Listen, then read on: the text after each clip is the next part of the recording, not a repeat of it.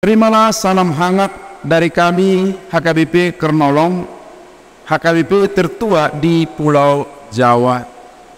Bapak, Ibu, dan Saudara yang dikasihi oleh Tuhan Yesus Kristus, sebelum kita beristirahat malam, sejenak mari kita mendengar firman Tuhan.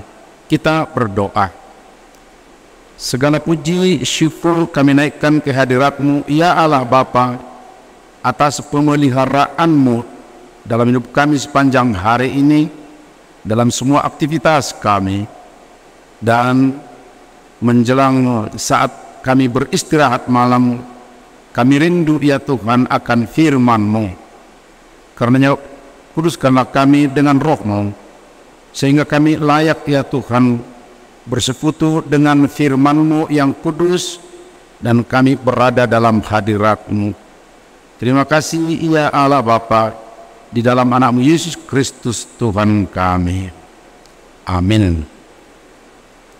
Firman Tuhan bacaan pada malam hari ini sesuai dengan Almanak HKBP adalah dari Efesus pasal 2 ayat 4 sampai 5. Dan yang menjadi pembimbing renungan adalah dari ayat 6.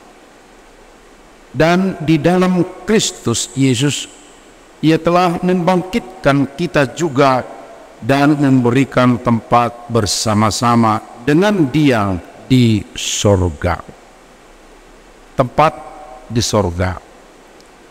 Zaman sekarang sudah terbiasa membooking tempat, misalnya untuk makan, sudah direserve beberapa meja makan, tiket dan seat, kendaraan baik darat, udara, maupun laut, dan tidak tanggung-tanggung sebab pesanannya sudah sampai tahun depan bahkan lebih.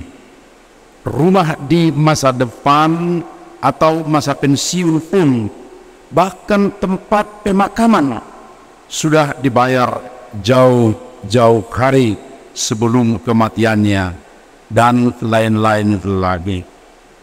Tampaknya bukan soal gaya lagi seperti ini, melainkan sudah menjadi kebutuhan agar praktis, terencana, dan bisa dengan sistem cicil dan lain sebagainya.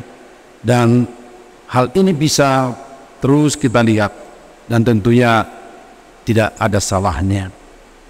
Namun ada hal yang kurang menjadi perhatian banyak orang selagi hidupnya produktif dan punya banyak kesempatan di dunia ini. Apakah itu? Nah, itu yang akan kita dengar pada malam hari ini. Hal itu adalah soal kehidupan, tetapi yang pasti bukan kehidupan sekarang lagi. Tetapi itu adalah kehidupan yang semua orang tidak lihat, semua orang tidak serius untuk mempersiapkan dan memperhatikannya ke sana. Itulah kehidupan kekal setelah meninggalkan dunia ini. Amat banyak orang hanya memikirkan dan mempersiapkan masa depan di dunia ini dengan tadi mempersiapkan tempat sedemikian rupa ataupun sampai kepada pemakamannya. Ya, kita katakan tidak salah, tapi jauh ke depan ada kesungguhan hati yang perlu dituntut dari setiap orang. Ya, kita harus benar-benar mempersiapkannya. Apa itu? Tentu kita sudah tahu jawabnya adalah tempat di sorga. Hal itu yang disebutkan oleh firman Tuhan pada malam hari ini, bahwa Allah yang membangkitkan Yesus Kristus akan membangkitkan kita kelak dari kematian, dan kita tentu akan bersama dengan Yesus Kristus berada di sorga. Tentang ini kita tentu ingat bahwa Yesus berkata, "Di rumah Bapakku banyak tempat tinggal. Jika tidak demikian, tentu Aku mengatakannya kepadamu." sebab aku pergi ke situ untuk menyediakan tempat bagimu. Itu dalam Yohanes 14 ayat 2. Ingatlah bahwa ada tempat kita di surga, tempat yang amat penting, tempat yang membawa bahagia kekal, tempat akhir hidup semua orang, terutama orang percaya kepada Yesus Kristus. Tuhan mengharapkan semua kita yang mendengar renungan ini akan berada di tempat yang telah dipersiapkannya itu.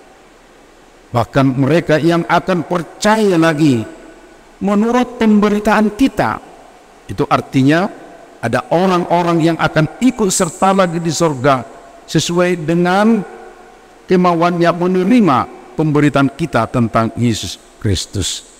Itu dikatakan oleh Tuhan Yesus dalam Yohanes 17 ayat 20. Sobat renungan malam Shalom yang dikasihi oleh Tuhan, berarti masih banyak yang bisa ikut masuk ke sorga. Ajaklah teman dekat, juga orang yang bisa mendengar pemberitaan dari kita kapan dan di mana saja pun, agar mereka juga ikut ke surga. Karena surga itulah kewargaan kita, kata Rasul Paulus dalam Filipi 3 ayat 20.